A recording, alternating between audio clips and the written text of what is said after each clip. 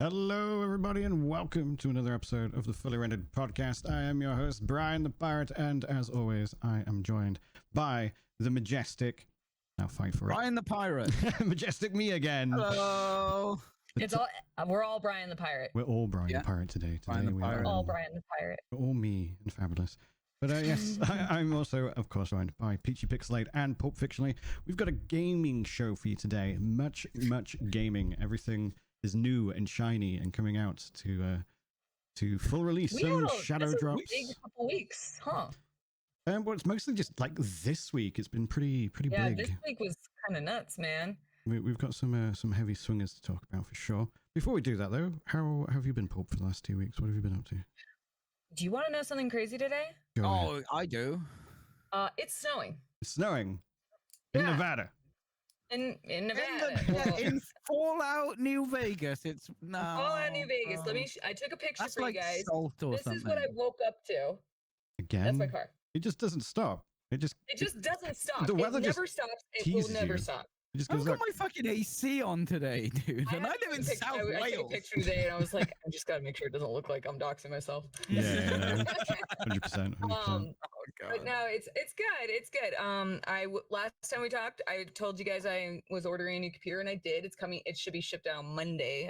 I got a Ooh. pre-build from NCXT. Okay. And then I'm going to the DMV on Tuesday because I finally got my birth certificate. I've never shared this on the podcast, but I misplaced my birth certificate years ago. I left it with my mother when I moved out, and she lost it because she's a peach like that. Right. And no shade, Mom, I love you. But I've been trying to get a new copy, but I was born in LA County, Right. Los Angeles County, which is one of the biggest counties in the States. So I've ordered it 3 times. Three Damn. separate times. The first time my mother ordered it, then my mother-in-law ordered 3 copies. Both those times went missing. So somebody might have my birth certificate. They're just like, hi, I'm Pulp Fictionally. Yeah, no, seriously. And so I finally got my copy. I finally got it. It was me who ordered it, and it's like 3rd time's charm. I got it. So I can finally get my driver's license, get all my record. Everything still has my maiden name on it. Right. I've been married for over a year now, and like everything, because like they make it so complicated to do anything at the DMV without, if you don't have a birth certificate. And proof I'm married. I am born here. So You're real. So you I'm actually exist. excited. I'm actually excited to go to the DMV, which is shocking. It's probably better here anyway. I have heard that the DMVs are like a hellscape compared to. Like, Try going other in countries. LA County. Try going to when you live in that area. Like I would go to smaller cities, like smaller areas, purposefully to avoid the lines, because you have to make an appointment, and even if you made an appointment, sometimes you'd still be waiting. Right. So it's just, yeah, it depends on where you're going, but like where we are, it's not as bad, which is nice. That's fair. It's still the DMV though, and I always get the meanest lady. Yeah, I remember when I had to get my passport, which was nearly 10 years ago. I think I have to renew it next year. But I had to find my birth certificate as well, and it turned out that mine had been lost. And like in the UK, you've got like loads of government agencies that all talk to each other, apart from when it comes to the documentation that they hold. So it's like, oh, have you got your birth certificate? And I'm like, no. Okay, well, you're going to need a copy of it. And I'm like, well, haven't you got a copy of it? Like, why do you need me to supply it? And they're like, no, you have to get it from the birth certificate office. It's like, you're in the same fucking building. Just go down the corridor and ask for it. You know what I mean? At least you have it in the same building. I was looking into it. I had to go through a 3rd party and order it in order to get through to the California Public Health Department, or Department of Public Health, sorry. And they allocate it from there. But then they even told me, like, when you order it, it takes a minimum, like they have the site that I went on, it was like Vital Check, I think. They have a chart of like where would be coming from, Right. how long it's going to wait, or the wait is. And I was like, where's me? And it's like 4 months. And I'm like, what? 4 months. 4 months? And all Yeah, it is that's why someone this going whole to a thing has been computer such a going, Well, Oh, yeah, print, and that's it. yeah. Well, it's Or literally like I photocopying it, literally probably. called my mother and I was like, "You couldn't fucking have given birth to me in a smaller town." Right. My God, lady. I was born in a tiny backwater Welsh village, so there was probably only 7 people born that year. I ordered mine for my passport, and it came 2 days later. Right. You know, no one likes a bragger, Peachy. Bragger? I live in Wales, mate. Wales is lovely. Speaking of Wales, Yeah, no, that's the good news for me. Like, it's actually like I can't like it's crazy to actually say like I'm so excited. Right, I'm right. going to the DMV to finally have my driver's license. So I could finally get my passport and vote and vote. properly. Nice. Yeah. That's, Without that's doing, really going to help did when it comes around to well, voting season. I did vote. I Yeah. had to go through the what is it? That's a certain term where because I was registered in California. Yeah. And I had to go in a provisional vote. It's where like you write out the form because I am a Nevada resident, but my identification isn't in Nevada. So it's still a California ID. Yeah. So I had to do all of that, and it's a huge no, not absentee. It was a provisional. I thought absentee as well because I wanted my vote to count in Nevada, which is a swing state. Yeah, that's fair. Yeah, so it's a whole pain in the ass. But now that I'll have my ID, I can actually do that. Yeah, that's cool. That's cool. Speaking of pain in the ass, Peachy, you've been dealing with a very computer, painful ass. Oh very my painful god! ass. Yeah. Just things just disappearing up there, like computers, things like that. So, how's your life been? I've had the worst week of my fucking life. The worst week. Not hyperbolic whatsoever. No. Nothing is worse. Like you know how nothing is worse than a paper cut genocide. Nothing. This week was the worst week ever. I reinstalled Windows 11 because my Windows install has been fucking up basically since I installed it because I did the upgrade version rather than just do a clean one because I have a lot of shit. So I put it off and put it off and put it off, and my girlfriend said to me, "You keep putting it off, just do it. Like it's not going to be as bad as you think." I'm like, "It is going to be as bad as I think because I know how bad it's going to be. I'm not like, oh my god, the world's going to end. I know how bad it's going to be." Safi in the chat, and it was fucking worse, Brian. It was worse. Rip. I refuse to touch Windows 11. Because I'm stupid. I've been playing some Euro Truck Sim, and I backed up all my games on. Well, not all of them, but all the ones I wanted. I was in one of your streams. I just lurked for a second because I saw we're in Greece. I'm like, are you? And then I saw you're in Euro Truck Sim. I'm like, my god, Peachy. I was like fully expecting him to be like, look at me in Greece. And it's like, no. I'm in an IRL stream in fucking Greece. Like, this is the Colosseum. It's funny because like I have American. This is where all the homosexuality began. I played American Truck Sim, and I was like, God, the temptation. It was right before I moved, and I was like, God, the temptation to go try to find my apartment. But I didn't want to dox myself yet, so now I can. You'll be fine. It's not 1-to-1. It's an approximation of cities, towns, and stuff. How do you know? How do you know Google Earth isn't linked up? Because a 1-to-1 game of driving around the states would take you fucking days just to get across like 3 states. Like, true. They could, although they could. Well, when you say 1-to-1, as in 1-to-1 in scale or in like representation, because they could scale it down. So the ratio is like 1-to-8, but like in Britain, it's a bit bigger. They sort of tweak it a bit. But yeah, I've been to like Cardiff and stuff, and there's like it looks like a tiny village that has like a giant fucking stadium smack bang in the fucking middle. We went to Vienna, that was fun. It's like they kind of get the vibe, do you know what I mean? But it's not like you look at the roads, you're like, what the fuck? Where the fuck am I? Why is there a stadium there? What the it's an approximation, and they kind of get the road vibe right. When you get into a different country, you know you're in a different country because the roads just, this is a very German road, or I am definitely in the UK right now, or Romania, or Greece. I was gonna say, do they get the country roads correct in the UK? Where it's No, two lanes. Not really. Not really. They don't really have much of that. But the UK was made when the game came out, which is like 426 years ago, I believe. Right. But the latest update, which I've only been playing, is in Greece. Right. And there is so much more fucking detail going on there. And like all the roads have got little bits and pieces, and there's like all the fidelity is higher and stuff. I'm like, oh, I kind of want an update to the UK now. That would be cool. That would be cool. That'd be cool. Yeah, for those of you not familiar, country roads in the UK are terrifying. They're allegedly 2 lanes, and what will often happen is because it's out in the country, people are like, I can drive as fast as I like, and then there'll be like a blind spot over a hill and stuff like that, and it's a very scary place to drive. It can be fun. Speed limit, which is 60. Yeah, it's just like this is a. Dude, I grew up like in like some of the worst drivers ever. They'll still do that. Yeah, that's fair.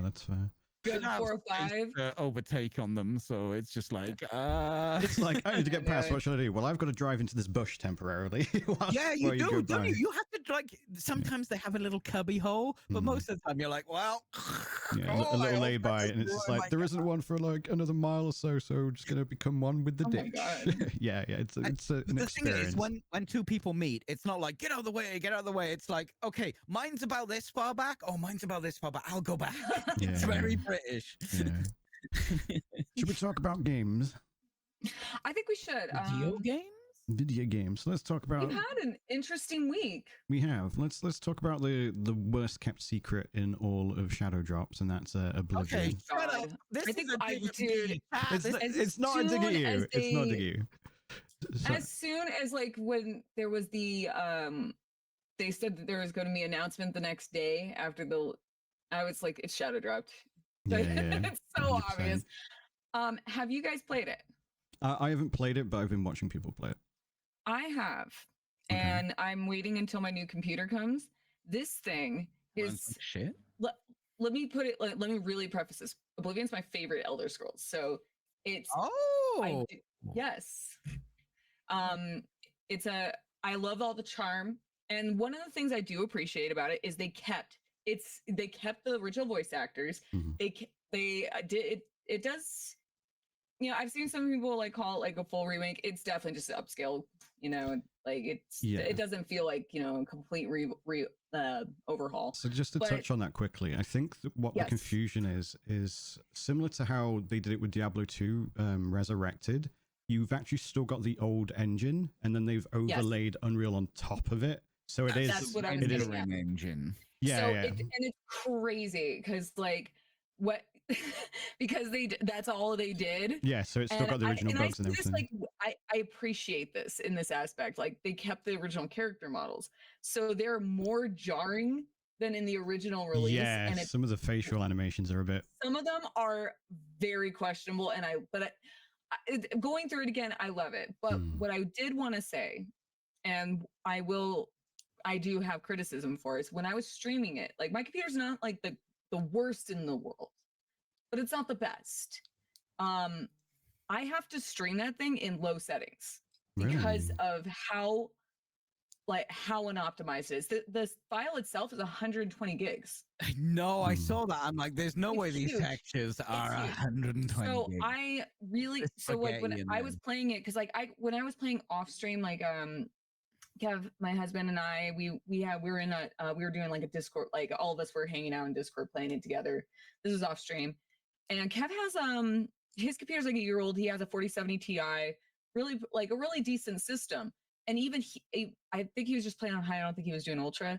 Even he was saying he was getting some stuttering issues. Yeah. So there is a lot of optimization problems. On those stuttering issues, there is a lot of CPU choking going on with the game because it is highly unoptimized. There was a video by Digital Foundry today. I think today. Oh, I didn't see that.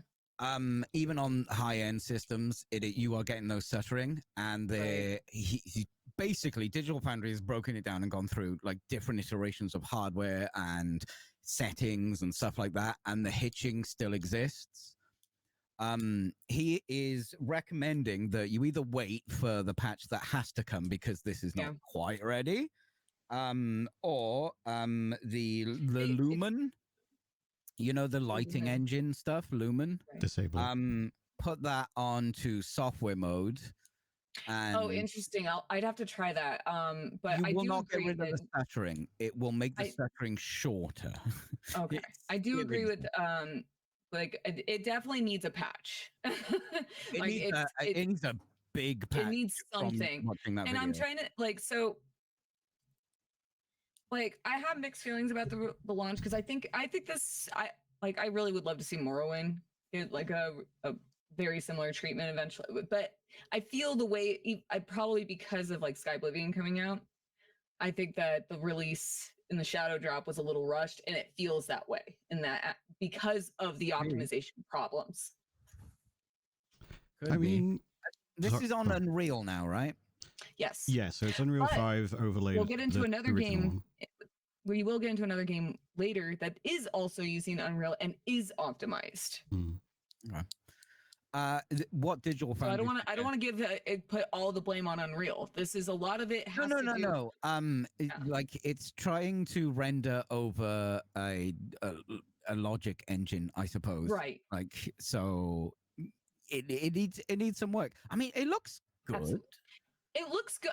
I wouldn't say it looked next I gen. walked into when I was playing, I was streaming. I had Kevin on Discord. I had his gameplay streaming because I wanted people because we were doing it simultaneously, and you could see the visual difference when you have a system that can handle it. The sky is especially beautiful. The game does look nice if you can handle it. Yeah. What Digital Foundry are suggesting is you set your quality preset to high because there's no discernible difference of the super high end, like bits and pieces, tiny increments. And if your graphics card can handle it, set the hardware lighting lumen to the low setting, and it looks pretty good because with the software rendering, sometimes the scenes don't look like they're lit correctly. Right. That's really helpful for them to release that because like Digital Foundry is one of my favorite channels. They just go into nerdy shit that and I I don't really write reviews on Steam. I'm not really a big reviewer, and that was like I had to type that out and like say like, hey, there is an optimization issue. It is essentially the same game. You could play the original game. You won't really get much of a newer experience except that it's shinier. So if that's something that is a selling point for you, and I bought it. When it came out, I bought 2 copies for Kevin and I. Like I really love Oblivion, and I was excited to play it with my husband.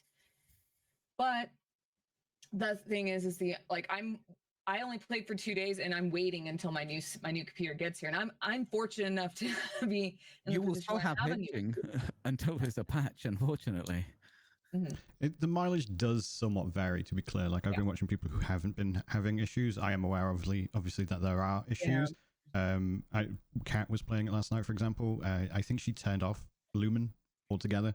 And from what I could see, the performance was fine. I didn't even think to look at that. So that's actually and Digital Foundry coming out with that information, that's helpful because people don't like I do that every time. I fucking love that channel. These days when they come out with because my CPU chip is old, and like that's why I have to approach things where I every time I load up a game, I have to look at I already look at the specs to begin with.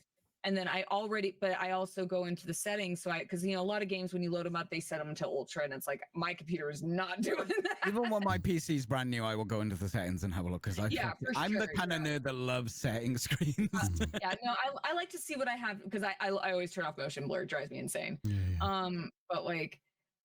But this game, like I remember I think it was yesterday or the day before I went on. I was because I was playing Claire Obscura and I was talking about it, and I went and I was like, I really want to. I don't actually know what the specs for Oblivion was because I didn't look at it for once. And I went, and if you actually look at the specs, it's like my computer should be able to handle this thing. That's the problem. No, it should when I'm playing off stream, I have to have it set to medium. So I'll take a look at the Lumen, and I can get back to you guys on that. But Lumen on software mode does look nasty, though. That's good to know. No, it's not nice. But it's not your system. The game needs a kick in the ass. Right. Technical issues aside, are you glad that it's basically the original game but with a shinier coat? It's basically the same game. If you like, somebody said that the combat's a little bit changed. I haven't noticed it, but then again, I mean, I don't really pay attention to Bethesda games for the combat. Personally, A Bethesda game with bugs? Are you crazy? It's still buggy, but like I mean, for me, it's like this is like the hardest thing to like approach with this, because Oblivion, like a lot of the charm was the bugs. Like, well, I actually would have been upset if they got rid of them. And I hate saying that, because it's like we all will talk about like modern games. They should be, they shouldn't. When there's bugs and it's. I mean, there's an acceptable limit of bugs, though. I think every gamer is like, okay, bits and pieces here. Right, and when we talk bugs, we're talking like game-breaking bugs. Yeah, but something like I always go back to like my experience with Cyberpunk a lot, with like the bugs, like where like cars were falling out of the sky for me at one point, and I thought it was the funniest thing. Things like that are just charming, and I can't hate on the game. I think I've only had one crash, but when they don't run well, that's the worst bug, isn't it? Because you're like, I just want to enjoy this. Exactly. So, but on the bright side with Oblivion, if you want to play it, it is available on Game Pass, which is great. Just that I will always want to warn about the optimization. However, it's still the same game at its core. It feels like the same game. You can create other monsters in the character creator. Character creator, yeah. It's a scary place, the character creator. I made mine. She's a dark elf, right? But she's styled to look like Greta from Gremlins 2. Right. Nice.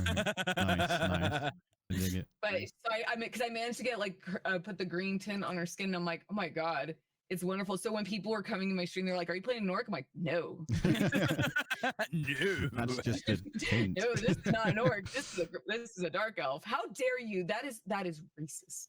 So Oblivion for me was it wasn't the first game I binged, but it was the first immersive experience I binged. Immersive. Yeah. So I'm looking forward to playing it. It's so good. I hope that this puts like this kind of signals that, I mean, it obviously is going to quell all the people wondering where Elder Scrolls 6 is for a bit.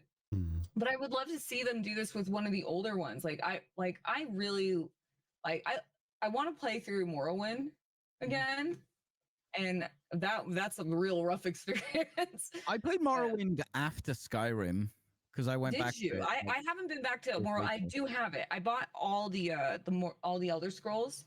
And I have all the Fallouts too, but I would love to see the real Daggerfall. Yeah, Daggerfall should be the awesome first one to get done, right? But I think you could start with Morrowind, because like Morrowind doesn't have as big of a fan base as Oblivion. It was the precursor. That was actually my first Elder Scrolls, but I played it because I didn't have a PC as a kid. So I played. They released Morrowind on Xbox, and my brother bought Morrowind.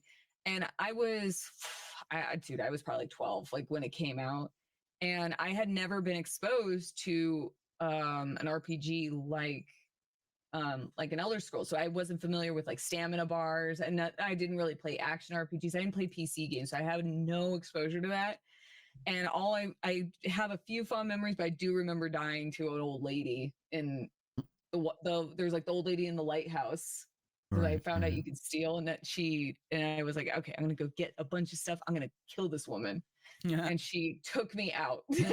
She was like, no, you ain't. I don't think I like this game. Oh, no, you ain't. Yeah, I was very much like one of those, like, I don't think I like this game, because I was terrible at it. I didn't understand the mechanics. That was me playing Demon Souls for the first time. Oh, God. What is this? Oh, no. I know what you did. Quick discussion point before we move on then.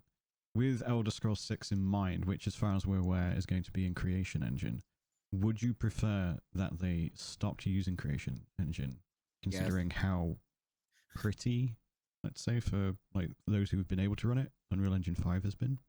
So most people seem to be, outside of the tech issues, quite happy with how Oblivion looks. Like the title screen goes so fucking hard, by the way. Oh my God, so hard. But no, like I said, I had Kevin's gameplay pulled up in the corner while I was playing, so people could you could see. I had him come in the room at one point. I was like, I want you to come in here and take a look at how it looks on my screen, so you could see like how stark the difference is. If you can run it like not, you don't have to run it like ultra, but at least run it so it looks decent. It's a fucking stunning game. It looks great and it looks janky as hell, and like the character models are horrifying at times, but I love it. I quite like the lip syncing tech they're using in it, because they've Did they change it? Yeah, so they've remade all the models and stuff, and they've based them on like a rig, so they can pump through the voice. Interesting. So that all of them animate. Yeah. And it definitely looks better than the. I wondered what the fuck was happening. Thought Bryan was sinking into the ground. He's just showing off his Cowboy Bebop shirt, and that Cowboy Bebop shirt goes hard too. It does. Yeah, and I whatever tech they're using to get that lip syncing, I think it's pretty good. No, like, the only thing hand animating all of that, and it's a smaller company because it's not actually Bethesda that's making that made the remaster, right? I've forgotten the name of it. Virtuos. Yeah, that's. Oh yeah. They've worked on a lot of stuff too, right? Yeah. They're like a third party that people go to either work on part of the game. The go-to lately, I've noticed. Yeah. The one thing I will notice on the character models, and you will never see it once you notice it, and I'm going to curse you with this: the chin stretch. When they talk. Okay. Yeah, so you'll see like the bottom lip will move, but the chin's staying in place. So it's like stretching. So as soon as I noticed it, like the worst thing for me ever is to take a hit away before I play a game. And then I'll just like start going like, what is that? His chin's stretching. And just everyone else was like, how dare you? Yeah, there's definitely some like rigging mismatch going on there. Yeah, but it's like the thing is like with this game, like it's one of those few rare instances you can kind of look past it, because we're not going into Oblivion hoping for perfection. It's like that's one of those no, it's one of those games that its reputation is built on its jank. Like there's compilations on YouTube dedicated to the bugs and the interactions with the NPCs and how goofy they are. Like the amount of times I'll talk to like a shopkeeper, and you just, you have a pleasant interaction, then they leave, then you walk away, then you end the conversation. They go, "Leave me alone," and you're like, "What?" Yeah. I thought we were on good terms. There's something I'd like to bring up. So Bryan, yes, put yourself. You want to play Oblivion, okay? If you buy that in America, it's £37. Okay. If you buy that over here, it's £50. Yep. That's pretty normal. That's VAT. fucking disgusting. It's VAT. That seems like a lot higher though than it should be. It does seem a lot higher, doesn't it? That seems kind of high, Peachy. Why is that? It's VAT. Well, it's because publishers are greedy. That's why. It's also VAT. In the EU, I think it's 52 quid.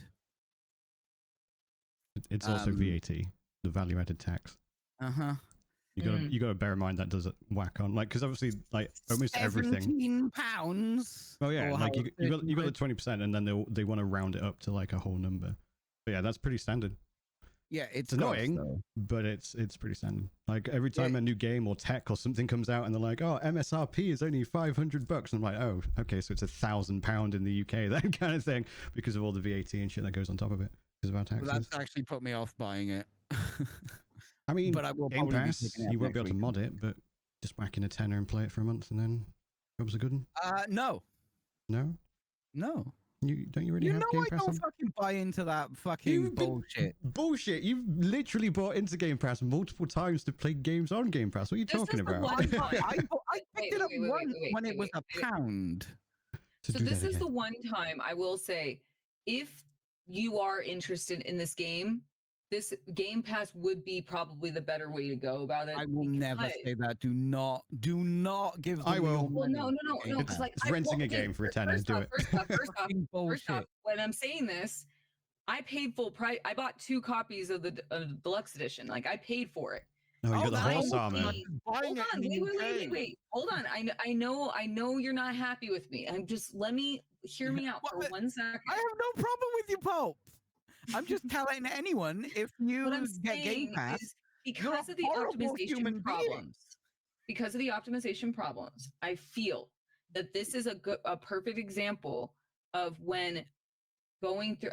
My stance on Game Pass is I think it's a great tool if you're interested in the game but you're not sure you're going to buy it. But I always buy games I want. Well, I don't own them, but I like to buy things I want because I like to be gaslit into thinking that I own it. Yeah. So, Okay. So, but basically, there are cases like I think I broke PG. I like it. But what you love being gaslit. I do.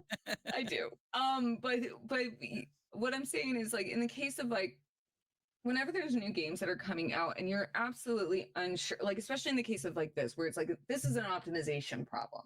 It's not so much of like I don't know if I want to buy Oblivion. I was gonna buy it because I love Oblivion and I want to support projects, even though I'm not big on like big, I don't like supporting big corporations and scammy publishers. I do like to put my money where my mouth is because if this is a project that I want to support, I'm going to show my support with my wallet, AIE.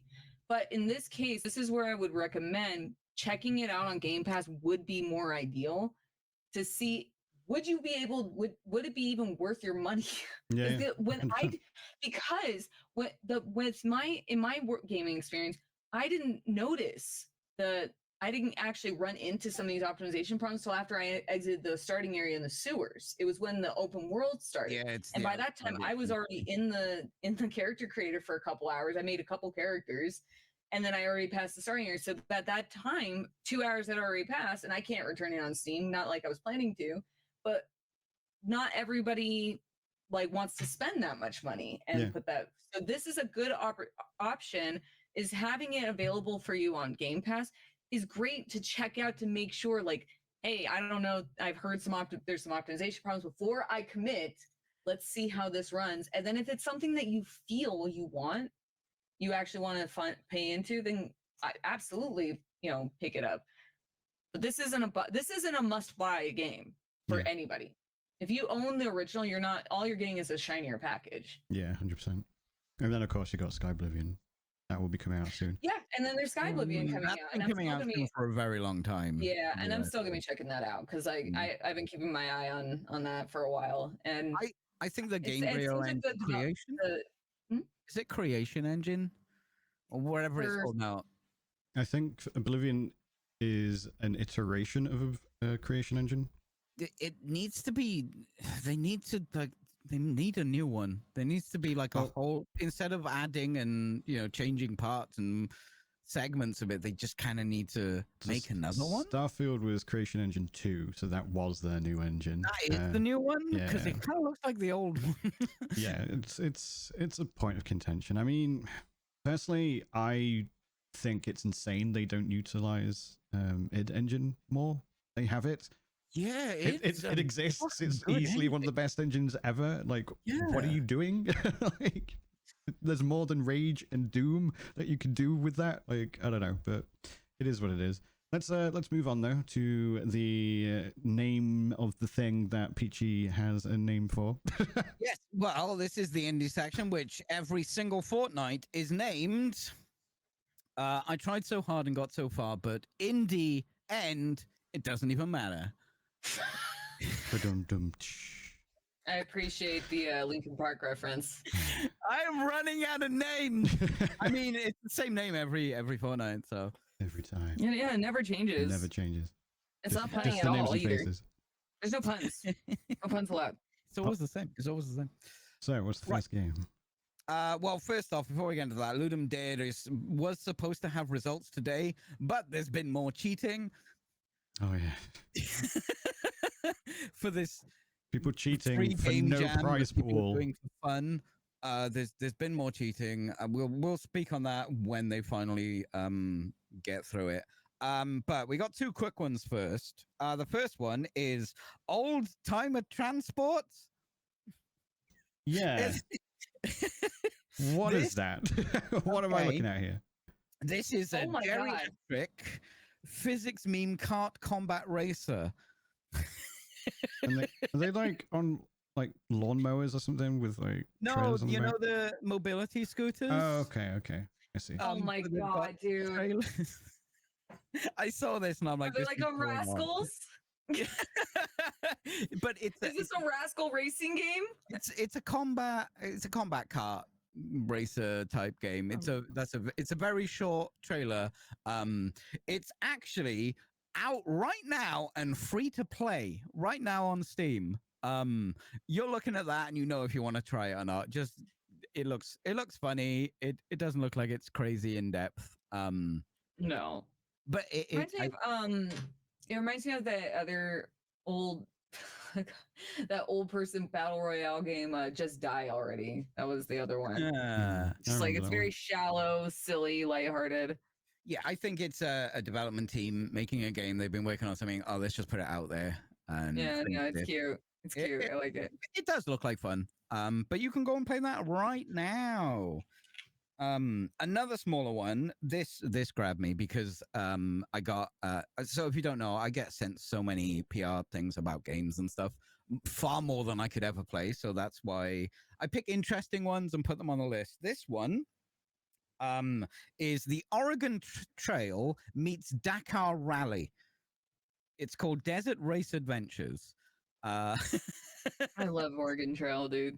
Yeah, well, it's like, got your... Still could play it. It's still fun. For sure, you definitely can. This has got the vibe. It's a strategy, adventure, roguelite. You find... Can you have dysentery in this one, though? I don't know if you can have dysentery. That wasn't in the email. I wouldn't put it past them, though, because that's kind of unique. You find stuff, upgrade your car, you got to avoid disasters, I guess, and things like that. It looks pretty cool. I think if you like these kind of, you know what kind of games these are, like Oregon Trail. If you like that, this looks like a pretty polished approximation of that kind of game. I like it. It's cute. Yeah, it's very cute for sure. I might actually check it out because those can be fun. Right, something with a bit more meat. You might be interested in this, Pulp. It's called Astramus Survive Together. It is a co-op horror game. It is exclusive co-op as well. You can't play this by yourself. This is exclusive co-op. You have to play it with 2 players. It does have online play though. Right. This is a solo developer. One of you will take on the Survivor Explorer in like a first-person mode where you've got to solve puzzles, hack things, find stuff, and then the other person will have like all the maps up and CCTV and can look all around and stuff. And you are it's a monster is chasing you throughout the game and stuff. So it's that kind of gameplay, but with exclusive co-op, which I thought was kind of interesting. Also, the monster is invisible, but I have also seen pictures of the monster, so I don't know how that works. So you can see the monster wandering around in the trailers. Yeah, I was just looking at the store page. You can see. Is it invisible to the player in? Yes, right, I'm thinking the person who's walking around can't see it, but the person on CCTV can. Okay, that's cool because that adds the coordination element. Scary, right? Yeah, because you can see what's happening. So it's like somebody controls the survivor, and then everyone controls the CCTV, and it's kind of like instructing, right? So one person is on the cameras. Yeah, so and one person is walking around, and obviously you're trying to solve these puzzles together, right? So it's a little bit asymmetric, but you're both doing things. If you get my drift, right, yeah. So the person on the camera is like, "Oh, he's in front of you. Don't like hide now. Don't like go to the left. He's gone to the right," kind of thing. You're helping navigating them. Yeah, it looks very silly. That's great. It looks kind of cool. It's a single self-published developer, Polish, called Tissy. Okay. Tiki. I'm not sure how you pronounce that. Tissy. Maybe. I'm not sure. There is a demo out now. I haven't checked it out. But it is released on the 26th of May. And I do like that they've not gone, oh, I guess you could play it with just one person. They're like, no, it's a 2-person game. This is what the experience is.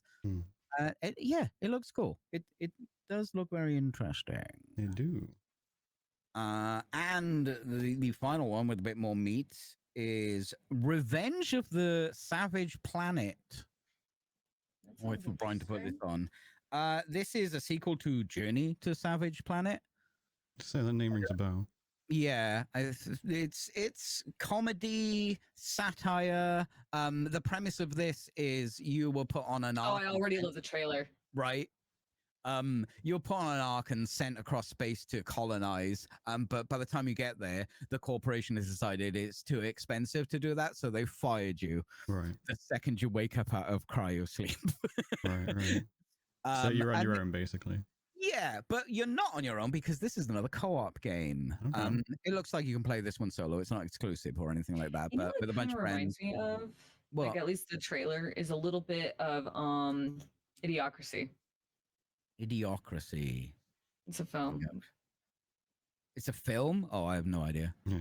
I know Idiocracy. It does have a vibe. Like, a little, like the ads remind me of it a little bit. It has electrolytes in it. Yeah. So the original one is very positive on stream. It looks quite similar, but this looks like more polished. This looks like what you would expect a sequel to be of that game. I'm not sure if the gameplay is. Cute. I love the run animation. Reminds me a little bit of Grounded in terms of like gameplay and stuff. Yeah, I get some Grounded vibes too. I like it. It is survival, you said, yeah? Not really. It's more like action adventure, but obviously you will be having to get stuff and collect things here and there. But it's not really focused on that, from what I can tell. Game. New Florida. Oh my god. It's kind of what they said was it's sort of like Metroidvania. You go somewhere, find a thing, unlock that, and then you can get to other places kind of deal, rather than crafting your way there. Okay. Yeah, this is out.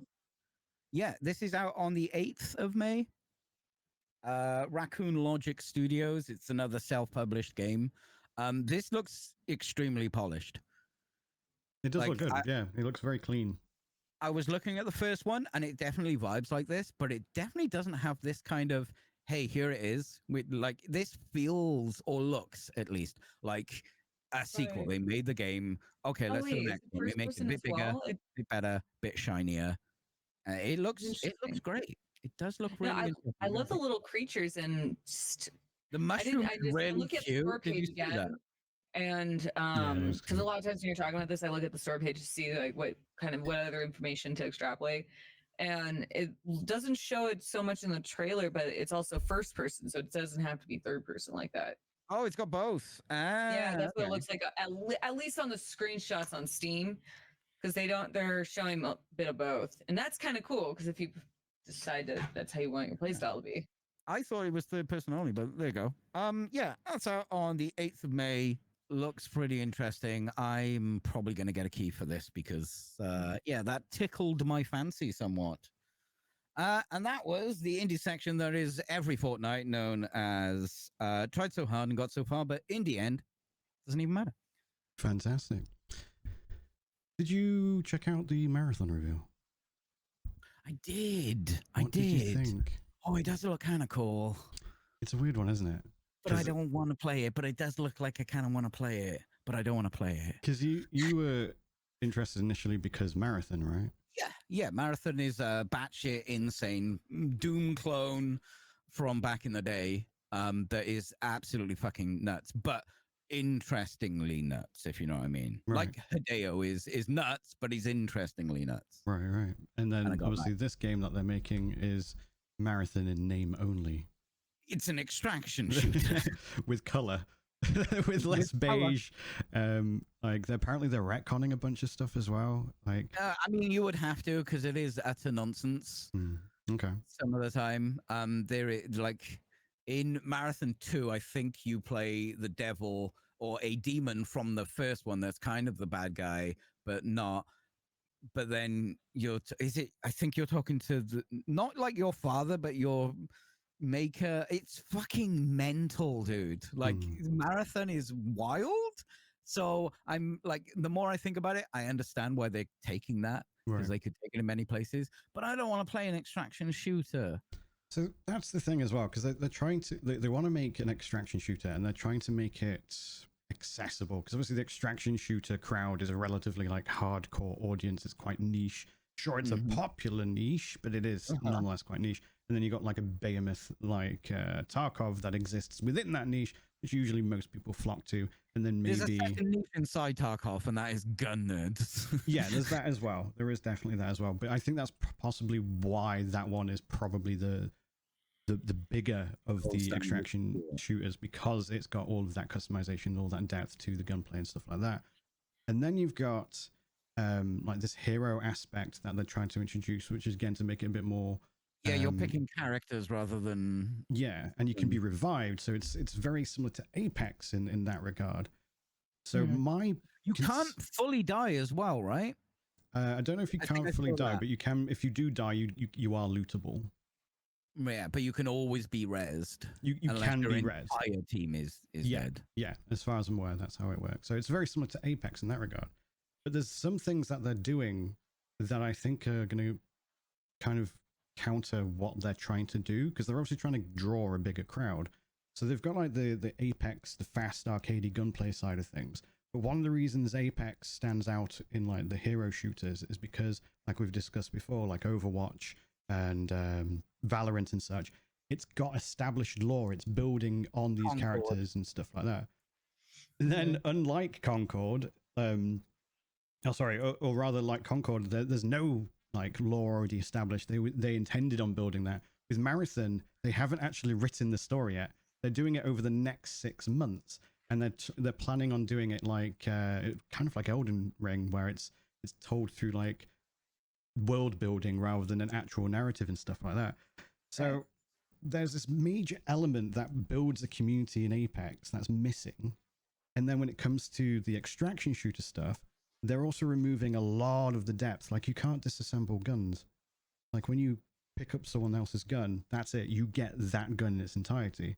But you can modify them and make custom ones if you find the pieces individually.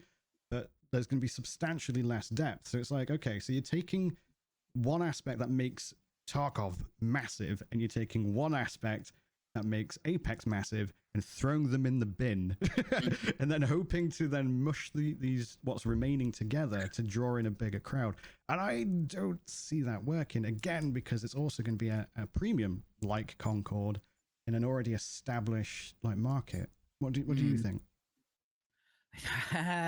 Because I don't like extraction shooters, removing some of the extraction shooter depth does actually make me go, ooh. Like the fact that you can't die. It's actually not like Apex, because in Apex you can lose the game and just be out of it. Right. But in this one, you can always be revived. If someone's alive, you can always revive a teammate. Pretty sure you can in Apex. As long as someone's alive to pick up your extractor, you can be revived. Oh, okay. Yeah. I don't think you have to go and collect the body. I don't. But removing some of that depth for me is like, oh, that's better. Because what I don't like about extraction shooters is the extraction shooter stuff. Like I got into the hunt a little bit. Yeah. And I'm like, oh, this looks great. I love like some of the gunplay and stuff and the visuals, and I like going to do a mission, fighting a boss, doing the thing. The only thing I didn't like was the other people there. Right. And if they're removing, like, you don't need to kill other people to do your mission either. Your mission could be completely separate. It is 3-player co-op. You can solo queue, but there isn't an actual solo queue, so you will always be matched with other people or against people. So you'll be like matched with randoms. Yeah, or against I think squads and stuff. That's what Night Rain's doing, actually. Yeah. So I don't know. I'm really not interested in an extraction shooter, but like watching some gameplay of it did look like the gunplay was fun. Yeah, I mean, it's Bungie. They've got gunplay nailed, so I can see. A lot of people who I'm concerned that a lot of the folks who enjoy the extraction side of it like the PvP, because that's what gets tense about it. But there's a lot of like PvE encounters, and it's very rare you actually come across people. So they were like, it's not that exciting kind of thing. And apparently like the PvE aspect is kind of like repetitive and mundane. Apparently the AI is actually really, really good. You can come across some AI that will just absolutely annihilate you, but the actual scenarios that you're involved in don't make you like feel like you have to take a tactical approach. It's just outgun them basically. So yeah, I have concerns. I think the art style looks really sick. I think it is does look great. It is kind of Marmite-y, like you either like it or you hate it. Yeah, and I do feel like what? Marmite's a thing that you love. No, or I hate. know what Marmite is. Yeah. I was just more like, what a way to describe it. Well, the advert over here was Marmite. You either love it or you hate it. Yeah, No one's in between with Marmite. No, I think I've tried Marmite. I've tried Vegemite, so I get it. Pretty much the same thing. I didn't expect to hear like, Don't tell an Australian that. They'll punch you in the Yeah, mouth. they can eat a dick. But yeah, I don't interact with a lot of Australians, so I think I'm safe. That's fair. That's fair. My sister is an Australian. She's running right there now, Brian. To just tackle me. You would just see me fall off screen. We love our Australian listeners, by the way. We do. Bunch We of do. cunt. Yeah, but yeah, it's one of those things where I think we're obviously going to have to wait and see, but I am concerned that they're putting all their eggs in the pseudo live service basket with a premium, and they're going to make a lot of the same mistakes that Concord did, and then it's going to end up like falling flat, which is going to suck, because I've also got a feeling that if this doesn't succeed, based on what we've already seen Sony do to Bungie, that this could be what kills Bungie. But Concord didn't look fun. Concord looked very by the numbers gunplay. This does look fun, because you can watch gunplay and go, oh, okay. Oh, you can watch gunplay and go, all right, that's by the numbers, whatever. Would you say a Destiny player would think it looks fun? Outside of the gunplay, like if you were a Destiny player and you're playing, a hardcore Destiny player isn't playing Marathon, right? Which is going to probably be where most of its audience is supposed to be coming from, right? And then you got the extraction audience who are going to look at it and go, oh, a lot of the depth is missing. And then you're going to have the people who like play Apex and such games and have these like cool classes, these heroes, and then go, wait, there's no actual established lore. There's just a really nice love, death, and robots cinematic kind of thing. Pretty much. Maybe that's not what they're going for then. Maybe it's the COD bro audience. Who knows? Who knows? People are confused. Maybe this is an intro to extraction shooters for people who just like playing shooters. Possibly, it is quite. But possible. then COD have got their own extraction. What's it called? No. They have got like an extraction mode, which is pretty like popular. I can't remember what it is. That's free to play as well. Their extraction motion. Yeah. Black something. I can't remember what it's called. I'm sorry. No idea. Not a COD player anymore. But yeah, it's going to be interesting to see how it actually does. I do want it to do well because Bungie has some pedigree. I want it to be a single player, maybe co-op game, not fucking extraction shooters. Yeah. I don't want an extraction. I don't know. Are there enough extraction shooters? I mean, there's been people that have tried to take it on and then they get swallowed up either because they can't control the cheating, like the Cylinder. They tried to, was it the Cylinder, the Cycle, something like that? That was more of like a sci-fi version of the extraction shooter genre. I know some extraction shooter friends who were quite into it, but it had a really bad cheater problem, which basically put everyone off.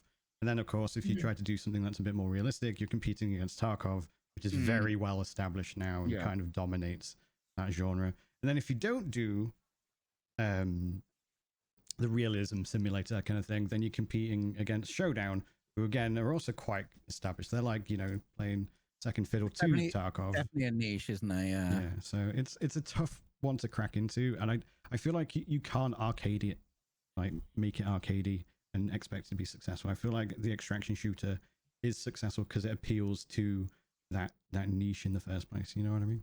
Yeah. It's not what I want, but I've watched some videos on it. I'm like, it does look kind of fun. Just can we not fight other people? Yeah. I don't like, those the tense, the chest, sort of tight chest. You're like, oh, this is make or break. There's another person there and I want to win. I don't like that. That's fair. That's fair.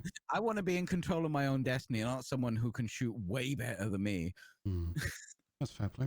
Should we jump to break? Yeah. Yeah. Okay, ladies and gentlemen, we will be back in around about 5 minutes. Go get yourselves a tinkle or a new tea. Go have a tinkle. Maybe tinkle in your tea. Don't bring it with you. Or do that. No, dude. Don't drink your own pee. What the fuck is this? Just 2 sugars. It will be fine. There's We'll be parts back. of TikTok that would disagree Bryan, with that. I'm diabetic. I'm not. Mike's will, of course, be hard. Welcome back, everyone, to part 2 of the Fully Rendered Podcast. We're going to be talking a bit more about games. Should we start off with you, Peachy, and what you've been playing? We kind of already talked about what I've been playing. Okay, fuck you then. I'll talk during your section when you do your second game. How's that? Okay, sounds good. In that case, I will take the lead. I have been playing a bit of Last Epoch with Season 2 that came out. It's good. I think it's actually paid off that they ended up moving the dates 2 weeks after PoE 2, after being originally 2 days before.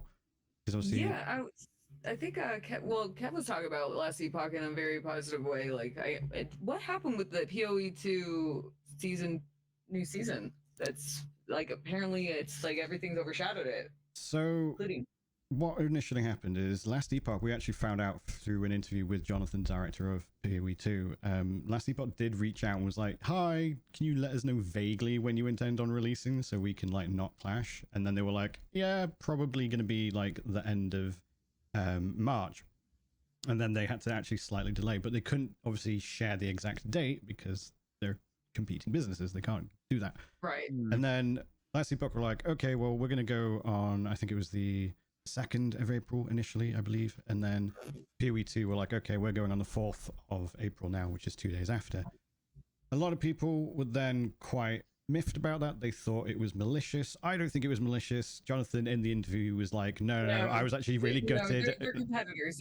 They can do that. Well, he was saying like if he could, he would have delayed it by a week. Like he wanted to delay it if he could, but they couldn't. They had to. The fact is, it was already delayed, and had they delayed it, it would have fallen on a New Zealand bank holiday kind of thing. So they would have launched and then had no one in the office to deal with bugs and hotfixes post launch. So they're like, we can't delay it, kind of thing anymore.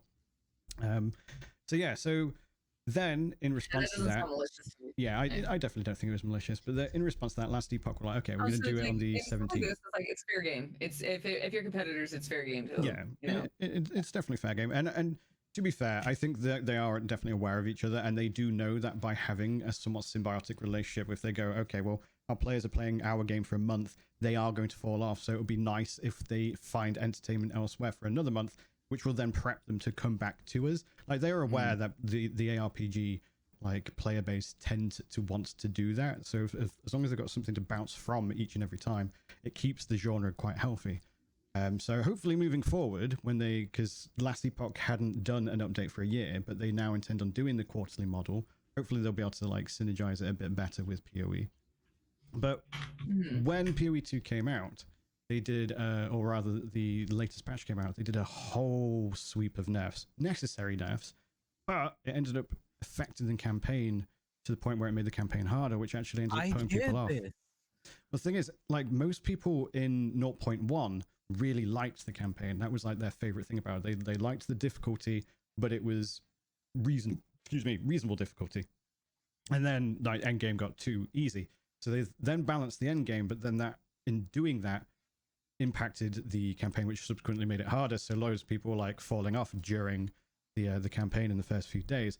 There were also some like disconnection issues, server issues and stuff like that. I was having an issue in Europe with apparently it was a DDoS attack. So I would get disconnected every like 20 to 30 minutes. And each time there would be a rollback. So I'd lose a good like 5 minutes worth of XP, items, stuff like that. So like there were unique items that I found. I was like, oh, that would be sick. And then it would disappear from my inventory because I'd get booted out to the login screen.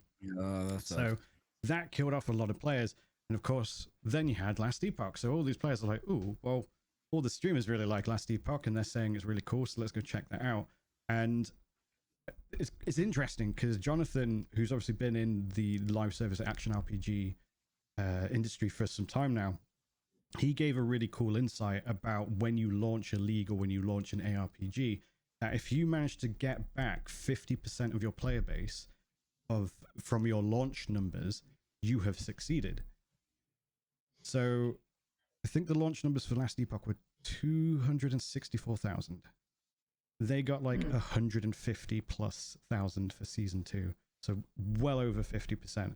So people clearly enjoyed it the first time and are really liking what they're seeing with this new update. it has really mixed up the end game, which was like one of the, I want to say pain points, but it wasn't so much a pain point, it was just a lack thereof when it came to the end game. So people are really happy about the end game. There's going to be a few comparisons, like apparently the campaign in Last Epoch is a bit easy for some people. That's obviously commentary mostly coming from Path of Exile players. I've made a video about this recently with my first impressions. I think that's a good thing. It's the whole like meme where it's like, oh, a second cake kind of thing. It's like they're allowed to be different, but they're both good things to indulge in. Otherwise, if they were the same, you'd only need one in the first place. You know what I mean? So I think it's good that the Last Epoch is more blasty, that you can just jump in, kill things. It still has a lot more depth in comparison to, say, Diablo 4, for example, who I'm pretty sure a lot of people have really fallen off. There's been an update and no one's talked about it. They're doing a whole brand new update and no one gives a fuck, even though it's introducing an entirely like major boss and stuff. And yeah, no one cares about Diablo 4, unfortunately. But Last Epoch, I think it's doing really well. I think it's the test now is obviously you've had this massive expansion like update after a year, and they're going to be doing these quarterly updates. So now it's going to be how much do we actually get in that quarterly update, and how will the player base perceive it? Because they'll go, oh, this is substantially smaller than the last one, forgetting the last one had a year to cook kind of thing. And then it's like, do they add enough to make it feel like a quarter or every 3 months is enough time for them to develop in the first place? So we'll see. I think that's going to be the proper test, because it hasn't really faced up to the live service model, because like I said, it'd been a year. They kind of just disappeared and we're like, no, we're going to add more and do it in a big massive update. So we'll see. The other game I've been playing, I'm just going to quickly drink tea. Good game, that, drinking tea. Yeah, so the other game I've been playing is Marvel Rivals. I've seen you playing that. How's it going? I'd been avoiding it because when I get into an FPS and I get good at it, I end up sinking a lot of time into it. Like back in the day, I did PUBG. I was in like the top like 2-3% for duos and singles, or solos, I suppose. And I'd been purposely avoiding Rivals. And I've been playing it with Peachy. I've also been playing it with Kat and some of her friends. We were just about to start doing ranked with me.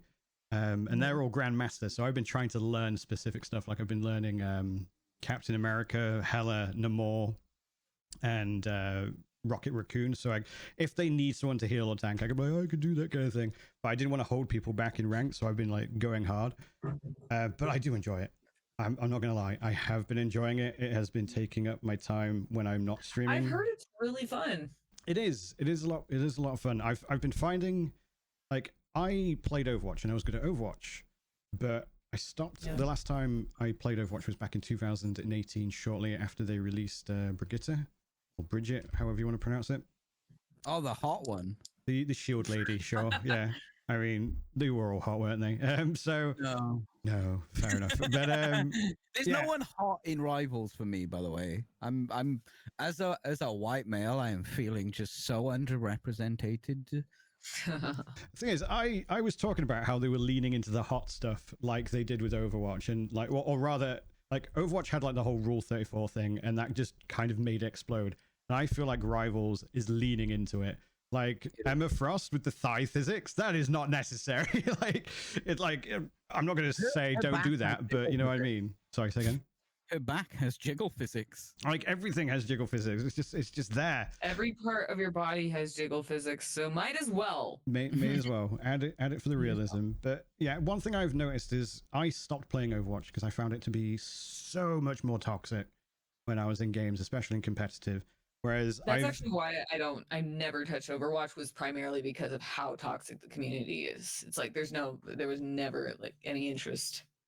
Interestingly, the only time I've noticed toxicity in Rivals was the other night when we were doing a 6-stack, and we had like back-to-back like 6 stacks that were just really weird and like racist and shit. Outside of that like brief hour, I have not come across any toxicity in Rivals at all. I don't know if it's just because they've got... Is it like more moderated? I don't know if it's better moderated, or like when I have reported people, I usually get a response pretty quickly. Like these people then got muted from communications. There's been people banned from competitive and stuff like that. But I don't know if it's just this looming threat, and like Rivals has been a bit more like, if you are a dick, we will come after you. But do you know what I actually think it is, Brian? Go on. It's the community. It's almost self-regulated because I've had one or two. They stand out because you don't get them very often, but I've had one or two, and everyone else is not like toxic back. They just meme on it, which completely diffuses the person that's trying to rile you up and stuff. But they also get shut down because everyone's like, shut the fuck up. No one cares. Like, what are you on about? Yeah. That's The fair. community does seem like, Just I don't know better. where the community is coming from, like altogether, because I'm not from Overwatch at all. I'm from League, so you know what I mean? I'm from Dota 2 and League. And that's the thing as well, it's free, so you tend to expect it with free to play, whereas Overwatch initially was actually buy to play. That's actually really interesting because you point out that it's free, and it's like you would think that would be more Yeah, because it would attract more people. I think maybe the Blizzard community has just got a cesspit of dickheads in it, and that could be why. Because like I also stopped playing Heroes of the Storm for the same reason. We know what happened at Blizzard. Who ran it? True, very, very true. Yeah, so it's like it's like mine is like birds of a feather flock together kind of thing. Perhaps. But yeah, I've been enjoying it. It's actually made me not play Final Fantasy VII Rebirth, which was supposed to be my off-stream game, and I've kind of just been like, oh no. Rivals, the claws are in me. Oh no, I have to get good at this game and actually be like competitive. And oh no, it's happening again. But yeah, I've definitely been enjoying it. I've had like a few games with Peachy. It's been a laugh, and a couple of his friends. Have you beaten Rebirth yet? No, so I'm at Costa. I've not played it for a few weeks. I was at Costa del Sol. I stopped playing because of the tattoo, of course, and then I was going to go back to it, but then Rivals. So it's going to be. Rebirth is going to be one of those things that I'll come back to for like a few weeks at a time and just I haven't beaten it either. That's why I was asking because like I've been meaning to go back to it and I'm like way further in than you, so it's like the thought of like going back. It's like I don't even remember anything. Yeah, I feel like I have to remind myself of the controls of the combat because it's been like a few weeks. That it's actually the combat because like the combat's great. Like what I even though like I have my own like my own gripes with Rebirth, I've always loved the combat. It's great. It's a lot of fun. Combat is very, very fun. But in comparison to like Remake, it's just so much more involved. Yeah. That it's hard to just like pick up and like come back after like in my case months. Yeah, that's fair play. So you gonna say something, Peachy? Sorry. Yeah, going back to Rivals for a minute. There is some annoyance. I don't know if that's the right word. Competitive players not the support strike. Yeah, so there's been a support strike. Basically, the meta is currently heavy on diving, and it's very effective. And like a good solid game of Rivals is, in my experience, 2 supports, 2 tanks, maybe an off tank, like a protect tank and a dive tank, something like that, and then some DPS, maybe some melee and ranged. But that doesn't work in competitive right now. It's all about diving the backline and winning. So what they've done is they are buffing the strategists. Strategists are the supports in this game to give them more damage, which sounds great because I love playing Mantis because she can kill like flyers and stuff because she's basically a hit scan character. Yeah. And now they're giving them more damage, and okay, maybe I'll carry with Mantis. But yeah, they don't get as many points if they win compared to DPS still, which I believe is the cause of the support strike. Right. Yeah. So basically, everyone's playing a diver. You can't play a support anyway. You'll just get killed.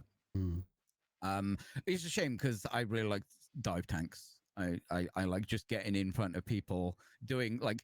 Soften them up a bit, and then DPS kills them, and all the strategists do all the important shit while I just go wee and smack people around. One thing I've noticed, like with the comparison to Overwatch, because obviously that's a natural comparison to make. I think like the healers, I'll just refer them to healers. They're kind of dull. It's like you have a right click, and then you have a Zenyatta ult on every healer. Kind of thing. I don't know about that. I haven't played. I've played quite a few. In comparison to Overwatch, though, because in Overwatch, a lot of the healers have like a lot of utility, whereas like every ult is pretty much a big circle that heals.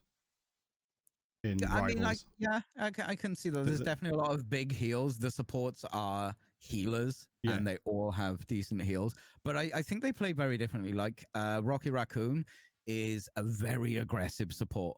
Like, he wants to be close to the front line with someone and throw his shit down. And he can still do damage. He's not very accurate with his weapon, but like a clip will take someone out for sure. Someone like Invisible Woman, her heals aren't the most reliable, but it really rewards accuracy because she can like heal pretty well by shooting friends with her left click. Mantis is very good at just topping people up because her heals are over time, and her range, because she's like a hit scanner, like she can actually like deal with flyers if you don't have a DPS that can deal with it. So the ones I've played, which admittedly isn't many, they all play very different to me. I've not played Luna because I don't know a bunch of Marvel characters. I'm going to be real with you, and I've never heard of Luna, but apparently she was invented for a mobile game and then put into this game. Right. Yeah, I don't know. The supports I've played feel very different, but they are all healers. Yeah, they do manipulate health. I would definitely agree with that. So, like, my comparison is more specifically in comparison to Overwatch itself. So, obviously, all the healers all heal, but like the ults and stuff are very similar. Like, they can still feel different in Rivals, whereas in Overwatch, you sometimes pick a healer not just because they heal, but because they also have some utility that will benefit people in a particular way. Like, you'll pick Anna, who can stun lock people essentially and just put them to sleep whilst she's healing. Or you can have like Zenyatta, who does the big radial heal, very much like how Luna does in Rivals and things like that. So if you then take the tanks in Rivals, I think they have a lot more utility and a lot more difference to them. They will have more variety of tanking styles. Yeah. Whereas again in Overwatch, it's actually the same problem that I have with Rivals, where the tanks are kind of very similar. And it's just like, oh, you have shields, cool, kind of thing. So it's something that I would like to see improved with Rivals. I do want to see a bit more uniqueness to like the ultimates and things like that. But other than that, yeah, it's a very fun time. You can't see outside of that circle. That's some decent utility for sure. Her ult. Rocket's ult. I'm not saying there isn't any like difference. It's just there's a lot of similarity. It's not as distinct in comparison. I'm actually okay with it, like, because it's not Overwatch. I don't like Overwatch. Otherwise, I'd play Overwatch, I guess. But yeah, I mean, if you're coming from Overwatch, yeah, I can kind of see that. But the strategist, it is called strategist. It's not called healer. It's called strategist. So maybe, I don't know. I think that'll change the more characters we see coming, because Emma Frost, I mean, it's a Vanguard, it's a tank, and it's very different to a lot of the other tanks. Yeah. Like, she plays so differently. She's actually quite squishy as well. If you don't play her right, she's just squishy. I feel like she's more of a bruiser kind of playstyle. Kind of an off tank, but then you've got DPS like Mr. Fantastic, who is basically an off tank, but also has damage. Oh yeah, fuck Iron Fist, by the way. I hope he gets hit by a bus. Fuck Iron Fist. He got buffed, and I think he would be absolutely fine. They just need to bring his health, his survivability down. His sustain is insane. He's just like, look, I keep making armor for myself, and it's like, fuck you. I think the sustain is fine, but if he fucks up, they need to give him some sort of mechanic that because he can go in, and if it doesn't work, he can easily get out. Yeah. They just need to make him a bit squishier if he fucks up. I think he would be fine. Kind of like Spider-Man. He did need a bit of a buff, I think. But yeah, I heard he was dog shit last season. They should have tweaked some other things so they can give him more damage for sure. Yeah. I can't believe we're talking about fucking esports right now. Yeah. It's a fun game. I always knew it was going to be, and like I said, I'd been avoiding it. I don't like the skins though. You don't like there are many skins in that game that I'm like, oh, I want that. Obviously, I wanted the Wolverine Deadpool one, obviously. I think it's because they've been working on the other stuff first. And by other stuff, I mean like getting the roster like compiled and like verbose kind of thing, and robust. But I have seen some of the season pass ones, or whatever, the battle pass ones. They look pretty cool, but you're right. Some of them are just like the non-season pass ones or battle pass ones are just recolors, and I'm like, Well, some of them are like proper skins that do change stuff, and I hear people that really like those skins. Where I'm like, I don't really like. I've got the Guardians of the Galaxy skin for what's the fly shooty boy? I call him Chris Pratt. Star-Lord, that's the one. I literally got that one because it looks like Chris Pratt. So I call him Chris Pratt and then, act like an absolute asshole. Yeah. That's the but way. there's no, like, I don't get the thirst. There's not really a character in there that I'm like, oh man, that's hot. There's not many skins that I'm like, that is a very cool skin. There are one or two, but I don't know. People are buying the skins, I assume, even though they've knocked the prices down a lot on them. I don't know if that means they're not selling as many skins or if people aren't as enthused about them. I think it's probably just more to try and find a place because, like, I think because the game is so popular, they probably have realized that they can actually afford to knock it down because then more people will buy. Whereas if you've got a more niche game, say like Path of Exile, you tend to rely more on the whales, so you have like a back attachment that's $60 as opposed to an entire ass skin in Rivals. That's what, 10 to 20 depending on how like fancy it is. The skins were very expensive when I first started playing, and I didn't pick up any of them. How much were the skins? About 10 to 20. What? Yeah. Jesus. And they usually come in a bundle with other stuff. But that's cheap compared to the rest of the market. Currently on discount. Yeah, that's actually cheap compared to other games as well. And they come with bundles with like sprays. It is a free-to-play game. I'm not going to rag on the monetization. No. I mean, like, honestly, when it comes to free-to-play games, I mean, they have to make their money somewhere. So it being cosmetics, if it doesn't take, instead of like over like pay to win, sorry, I'm not going to be too hard on it. But Jesus, I didn't know that expensive, but it makes sense because it is quite expensive, but there's a lot of, like, every skin right now is on sale. So I don't know, maybe they are going to bring the prices down because they got more players, or maybe people aren't buying them. I don't know. Everyone I play with has, a handful of skins. Yeah, I think it's literally they're just trying to find a place in the market. And as I mentioned, it is compared to other games in the genre and other free-to-play games, they are comparatively cheaper. An Overwatch skin? They were at least $20 usually, even for like the really wanky ones kind of thing. And there are ways you can, of course, get them for free in game as well and things like that. So that is that avenue as well. But Pulp, you've been playing Armored Core. I have. Have you finished? So I think the last time we recorded, I was explaining that I'm going through my backlog right now. I've been, like, even though I did buy Oblivion, I've been playing Clair Obscur as well. For the most part, I'm really trying to, like, I have all these games that I paid for when they came out, and something came up. So Armored Core was one of them, because like I went through like a big From Software kick, and I think the only two I haven't beaten is Demon Souls and Dark Souls 2. Right. But Armored Core took me a bit to get into, because in the first I gave it 2 tries before. I kind of struggled on the first mission because it is really tough when especially when it came in, the first game first came out. I don't know. From what I understand, there's been a lot of updates. Some things have been nerfed, so I don't know if what has been nerfed that's impacted my playthrough. I've been informed, but the first mission was a little bit intimidating. When I finally got through it, I was like, you know what? No, I'm in the mood for this right now. Right. I'm not in the mood to stress out. Went through the game again another time, and I stopped at the wall climber mission, which is the Juggernaut fight. Okay. And now that I've gone through and I just after beating Death Stranding, I needed something new, and Kev loves Armored Core 6. He claims it's his favorite From Software. He's been asking me, so I've beaten it twice, and you have to beat it 3 times. It's like Nier, where you have to get there's 2 different endings, and there's the true ending. Yeah. So I'm on New Game Plus. I've been playing it off stream, but I beat it on stream. My first playthrough. Right. And I will say, I can't call it my favorite From Soft. There are times in this game where it is so frustrating that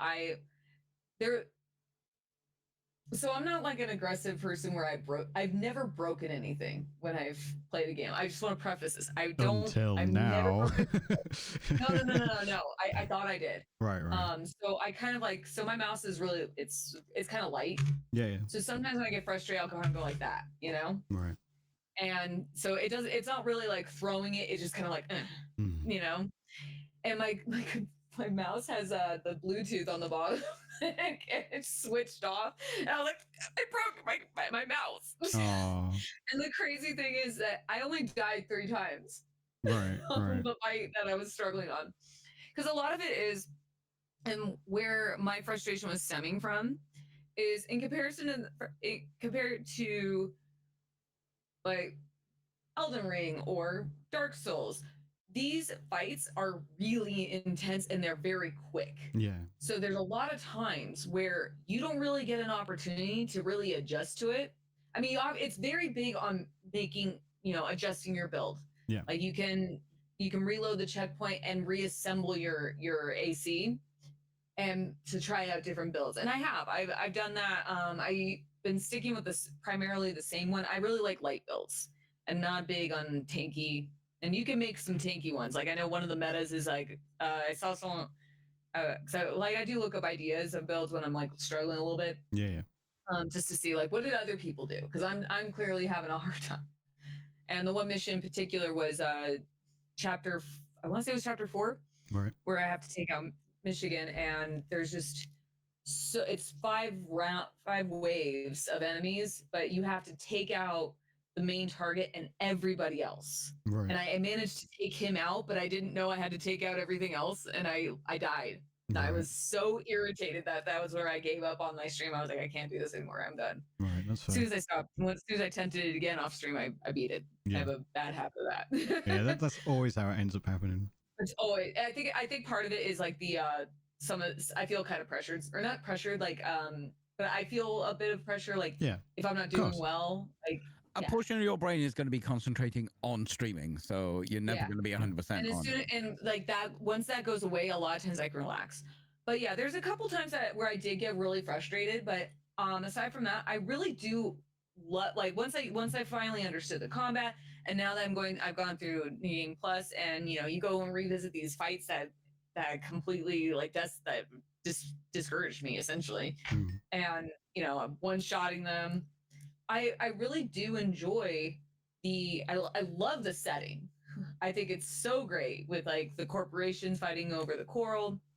Still don't know what the hell's going on half the time. But standard front path. Oh yeah.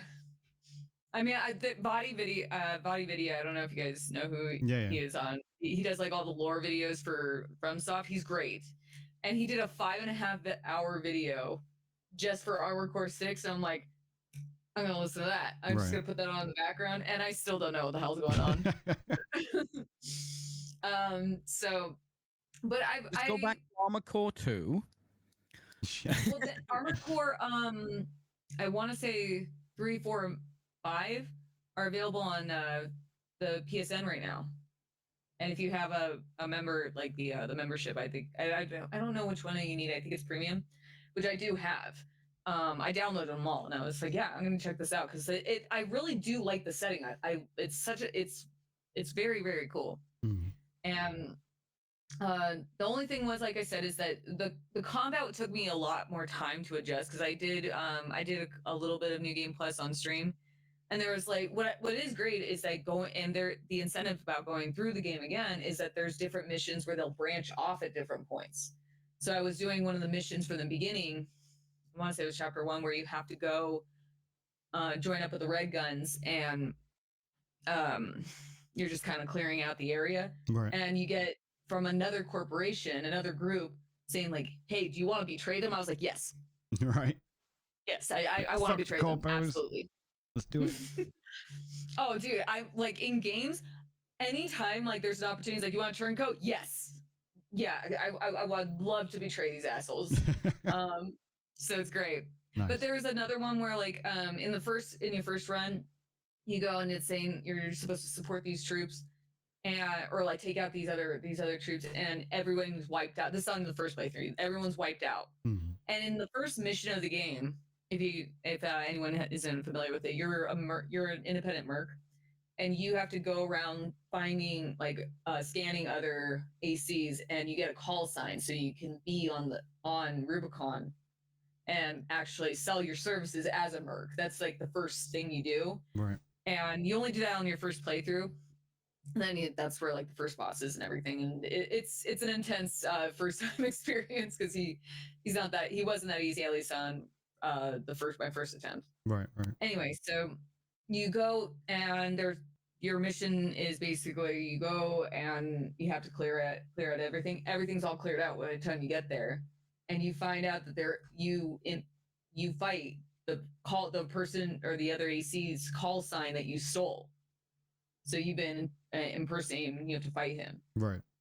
And he's hard. It's the first time you ever experience you fight against someone else that can also heal. Right. Yeah. And it's an intense fight. And then you go through New Game Plus and you go before he shows up. So there's a fight going on and you have to take out these two ACs while you're fighting them. This motherfucker shows up. It shows up, right? So it does actually change up the story a little bit. So it's 3-on-1. If you don't do it fast enough, it's 3-on-1, and it's hard. It's like that's what I was saying. Like this game, like it's hard for me to say. I can't call it my favorite. Mm-hmm. I can't, because I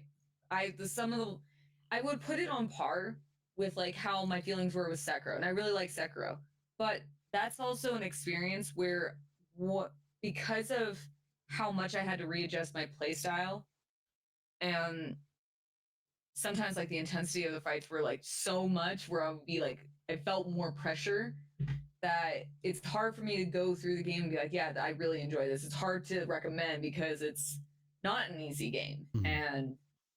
But I think with this one, because it's so much more reliant on builds and you can make some pretty cool builds, you can get away with like using some of these metas. Like there's one I saw that people call like the wheelchair, where it's like you have the big tank body instead of legs. Yeah. But 2 Gatling guns and 2 songbirds, and it's just decimates everything.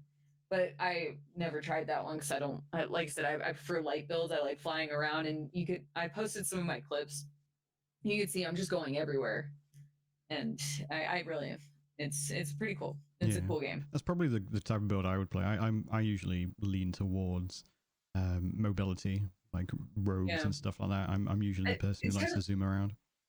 Yeah, it's like look at your play style when you play, like if you play like when you do play Souls games or anything like that. Are you more of a dodging or a block or parry? Yeah. And I've always gone for like more dex builds, more like thief types, anything that requires more mobility. I think it's part of like my personality type where like I get kind of bored, so I feel like I have to move more. Right, yeah. Feels like I'm doing something. You know what I mean? Yeah, it's a bit more active as well, rather than just standing there and taking it and be like, hold shield, bunk, kind of thing. Yeah, this game, I'm like, the same. I like my thick boys. No, thick boys are great, and thick boys they're very valid. But these missions can go like you could beat some of these missions in less than a minute. Like that's how quick some of these fights are. That's why I was saying like the aggression of some of these fights. It is really like there were times where like that's why I would get so frustrated, and I would feel like I wasn't doing that great because these fights were so short sometimes that it was like, oh my god, I don't even know what I'm doing. Right, oh my god, what's going on? Like, did I learn anything from that, or did I just get fisted in 30 seconds? There was one fight I did, and I think it was a 3-on-1 where I did do it, and it didn't take me that many tries, but I did swap my build a lot to try out different things because I was trying to strategize. To do that, huh?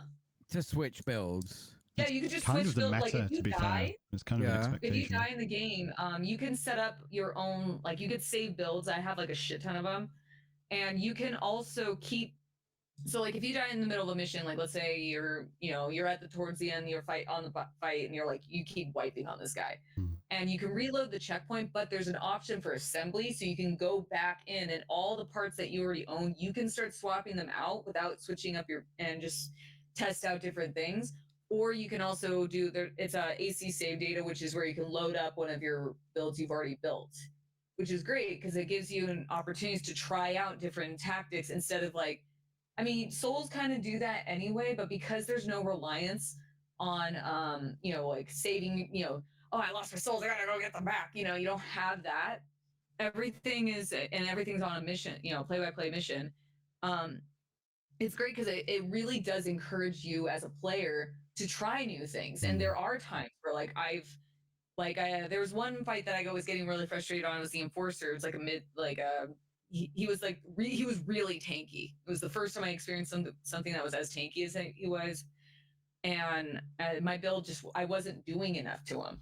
So I had to go, and in my chat was like, this was one of the few times I was fine with my chat, like giving me suggestions, because I don't really like it when people tell me what to do in a game. I love learning. I love trying to figure things out. Yeah. But you know, someone was like, try out the songbird. It's fucking intense, and I'm like, all right, cool.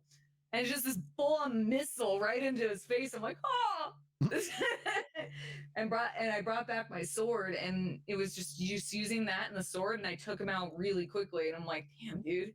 Yeah, it really does. They really want you to try new things constantly. I was gonna say, because like it is quite a distinct difference for Souls-like players, where you pick a build and you kind of like brute force it and adapt by learning the things. Whereas in Armored Core, there's an expectation for you to adapt your actual specs. Right, and that's something that's why I put it more like on the same category as Sekiro, where Sekiro that's its own category, of course, on its own. Like there's not really much freedom and wiggle room to try new things because it's very heavy on like the parry system.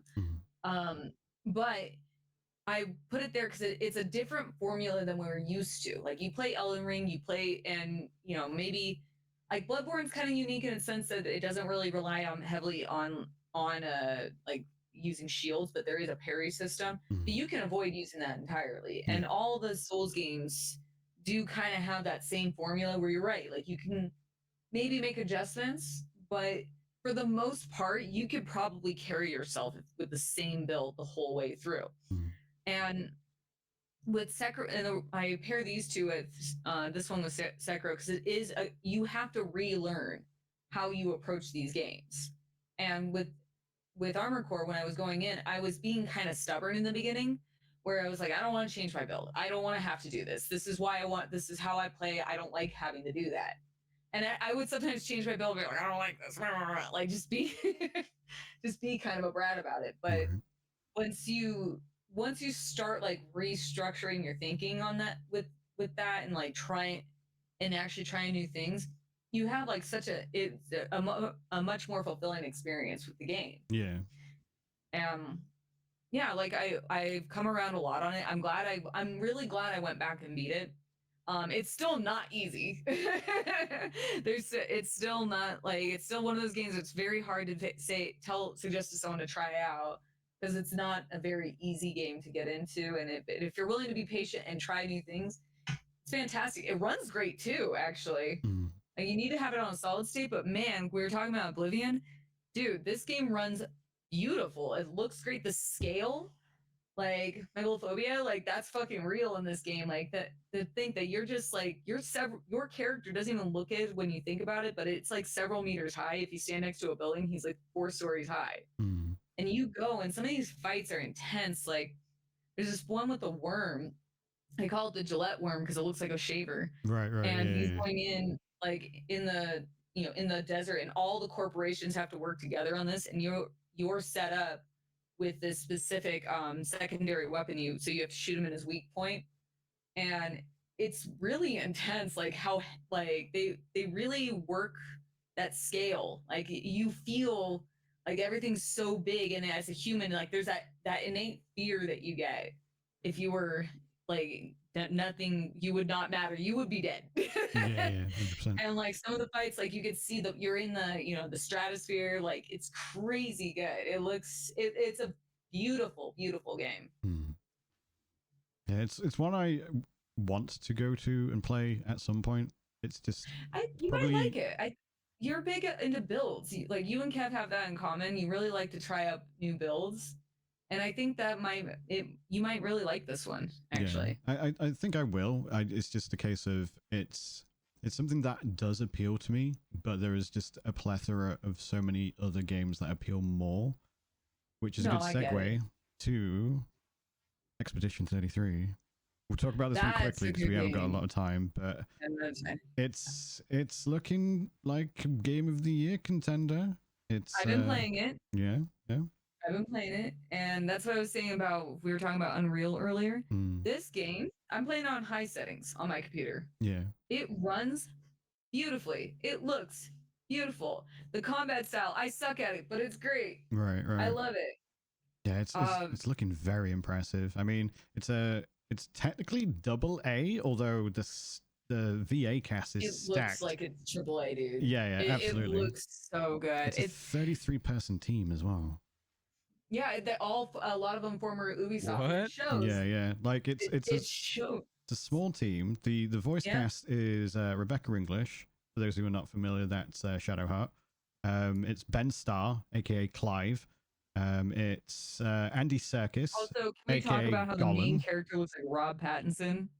Yeah, like, I noticed that as well. Looks so much like Rob. Like when I first played it, I was like, "Is Rob Pattinson in this game?" Yeah. And it's not, because I think someone in my chat looked it up. It's like, it's not him as the voice actor. It's like, God, it's so jarring half the time. It's also got is it Charlie Cox who plays Matt Murdock or Daredevil in the most recent iterations of those series. Yeah. So it's got some huge VA names in there.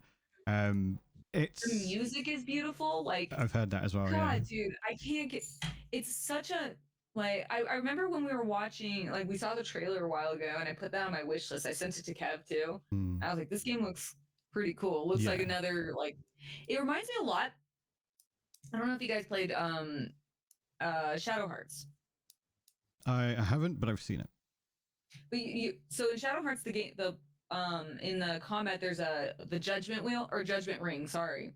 So it's like a timing. You don't do it for the normal attacks, but for all of your combos. For all of your special moves, you have to time your A button, and that's what it reminds me of. The parry system, it's I'm not the greatest at the timing window. I have heard it's really tight. I have heard it's really tight. Yeah. And the game they do recommend try dodging first and learning the attack. But whatever the I'm still trying to figure it out, because I was gonna do hard mode, and I'm so glad I didn't. Yeah. I've heard like normal is plenty difficult. Normal is hard. Like, I'm wondering, because I'm wondering if they'll eventually release a patch where because there is an indicator for you can jump too to dodge things. And when they show it, like, there's usually like a bright light that shows. And I'm wondering if they're going to add that in, because just purely for accessibility. Yeah. It does. It is a little difficult. Like, if I'm and I'm not saying I'm great at this. Like, I suck at Animal Crossing fishing. Yeah. So, but I do wonder because when I play games like this and I'm struggling a lot, and like, I'm not saying I'm a bad gamer, but I'm not terrible either. And when I'm struggling, it's like, I always reflect, like, how would somebody who's not, like, who doesn't have like good reaction skills, or maybe they're just a little bit slower with slower reflexes. I always wondered that, and some people do rely on certain like visual cues, maybe. So I'm curious if they'll probably release a patch for something like that, or open up the parry window a little bit, because sometimes it's a little bit, it's a lot. It's a lot. To better explain as well to listeners at home, the game is Claire Obscure Expedition 33. So this is going to be like the beginning of a franchise, and the idea of the game is there is this entity called the Painter, I believe, who writes the Paintress. That's it, and they write a number. Power. They write a number on like this thing, and that number is basically the age of who's going to die that year. So like in this case, if you're 33, you have a year to live, or if you're older than 33, you're dead, basically. No, I think it's 32. It's 33. It starts off at 34. So you go and there's this whole like festival. Yeah. So it turns to 33. So all the 33-year-olds are out. Oh, so they're already out. Okay, so it's 32-year-olds left. So all the 33-year-olds are out, and then because I think because I even asked like your character, and one of the characters makes a comment. She's like, "Yeah, she looks better than you." I get for her age, and I was like, "How dare you?" Wow. Yeah. But and it's your character, and I think someone looked up my character's age, and I think he's 32. Right. So like, yeah. So and the age thing at one point stumped me really bad, because there's a character that's with you. She's 16. Yeah. And your character and his name is Gustav, and he's like, yeah, you have like 9 more years. I'm like, and I'm trying to figure out like how old would she be? Right. Just sitting there like, how old is she? Right. Middle-aged at 16. Way too Yeah, long to figure out the math, because you have to remember it's a countdown. Exactly. It's a countdown on top, and then you have to add. So you take 9 years from 33, and then subtract 9, and then yeah, it was so frustrating for a minute. I was like, am I stupid? No, I'm just bad at math. Yeah, so the premise is that these people are basically going, oh, I'm going to die, and it faces a lot of like questions and subjects where it's like, well, do I wait until it's my turn to go, or do I, as a 16-year-old, go ahead? Because obviously it's like, is there any point raising a family if they're all going to die and stuff like that? It's by a French studio. It's very JRPG inspired. It is turn-based. However, there is also active QTEs. Yeah, there's like QTEs and stuff in it. So basically, whilst it's turn-based, I'm listening. Yeah, so it's turn-based, but you have to dodge and or parry between their turns and stuff like that. If you don't, you will get dumpster-fired on. So there's some really cool systems in it too. Yes, there's cool the classes or the characters all have their own very unique like abilities. Yeah, it could be quite overwhelming for some people because some of them have quite a lot of depth to them. But if you are prepared to learn them, you can basically master them, and it has a big payoff. It comes off more intimidating than it is, because like I just got my 4th party member. I'm not super far. I'm only streaming it right now because I can't play Oblivion on stream. Yeah. but like the 3rd character, it's the 16-year-old, and she seems to be kind of like the poster child for the game anyway. So like you've seen her with the ponytail. Yeah. Her whole thing is like all about stances, and because she uses a rapier. She uses a rapier. Yeah. And when they first explained it, they do the tutorial. You can turn them off, but they do the tutorial. And I was reading, I'm like, I'll just figure it out as it goes. Like anytime like there's tutorials, I'll read it, and it's like it always feels more intimidating. And in her case, it's not that bad. Like everything's pretty. Like 2% of tutorials are good in video games. I don't really pay attention to tutorials because I feel a lot of times they make it sound more complicated than it actually is, and I'm more of a hands-on learner anyway. Like Death Stranding was like the notorious for it, with like so many tutorials like in the tooltips and everything, and it's like but as soon as you're in there, it's fine. But yeah, no, it's not as bad as it comes off. It gives off the impression that it's a lot more complicated than it actually is, which is good. That's a good thing. Well, at the moment, it's sold over 500,000 copies. Bearing in mind, it is also on Game Pass, but it's sold that many copies, so that's doing very well. That's not players. That is actual sales. That's actual sales. Yeah, it's also and it's inexpensive too. Like comparatively, like it's cheaper than Oblivion, mate. Yeah, that's how much Oblivion costs in America. Yeah, so it's also the best reviewed by the audience game on Metacritic. So it's technically the best reviewed game ever. Obviously, that could change. Metacritic for it's crazy. If you're not working for a greedy corporation, you can produce something amazing, confident, it's published by beautiful, and that plays well, and people enjoy. Well, that's the thing. Is like, obviously, we've dumpster-fired on Ubisoft and their games because they follow the same formula over and over and over again. These are all not all, but mostly ex-Ubisoft devs. And it's like, look what they can do when you let them free. It shows like there's so much talent. Yeah. There's so many developers who have so much talent, and they're limited by the. It's the difference of making art versus making a product. Right, and 100%. The thing, and this game is very evident and exemplifies that if you are willing to take a risk sometimes and try something unique, it can and will be received better. And I mean, I really want to reinforce this game also in comparison, because that's why I was going to talk about this briefly. I believe it uses Unreal 5 as well. I'm not sure. Okay. Yeah, it's Unreal 5. Just want to make sure. Thank you. It doesn't look like that from playing it because it's not stuttering. That's what I was going to say. So I've been playing it with we were talking about how Oblivion on my computer, I have to run it on low in order to stream it.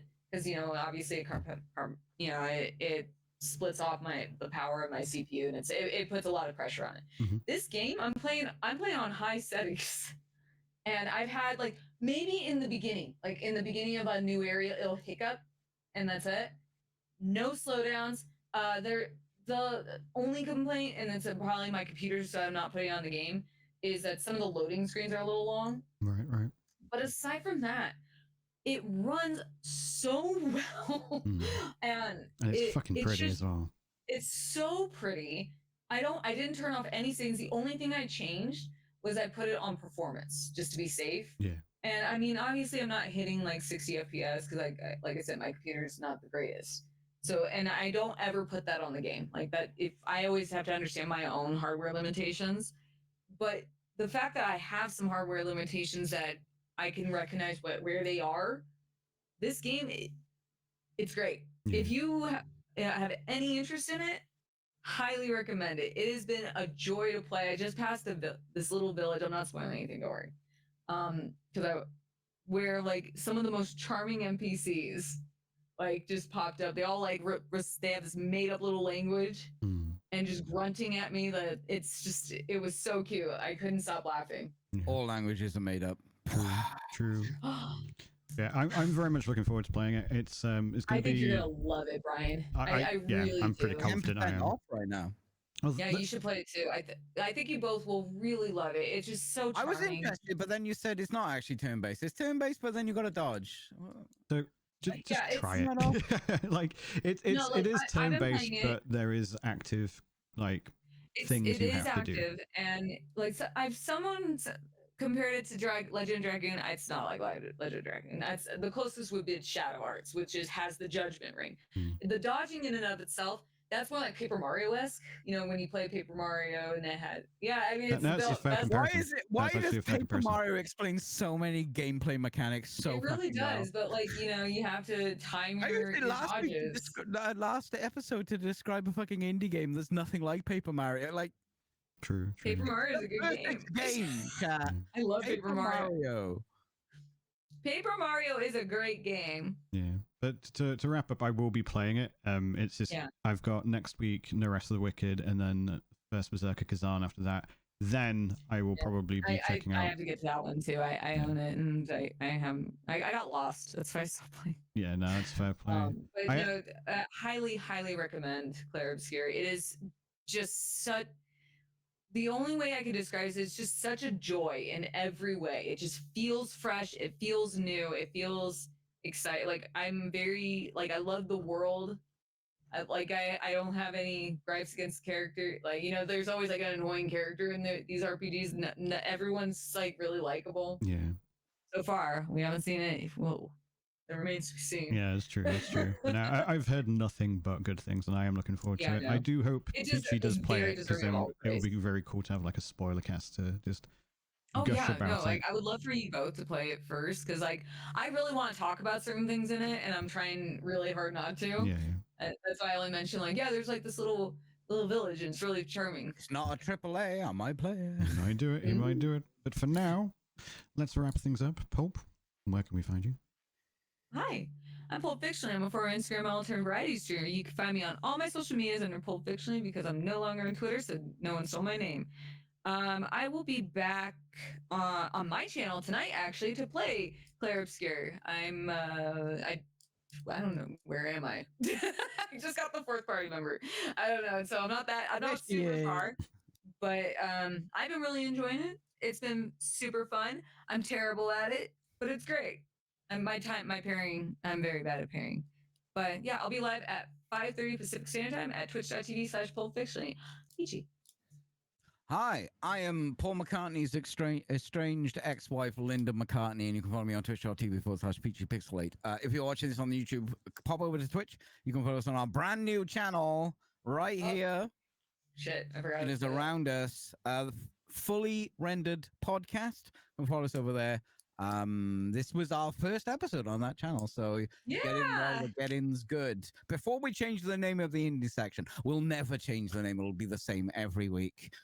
Bryan, Will you be the same every week? I hope so. But then I change from day to day.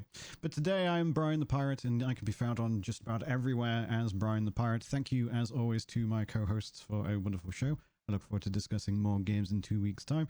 As Peachy mentioned, we do, of course, have this as our main channel now, a fully rendered podcast. So make sure you hit the follow button, hit the notification bell, and we'll see you in around 2 weeks' time. Until then, farewell. We'll remember you. I won't. You won't. I will. Bye.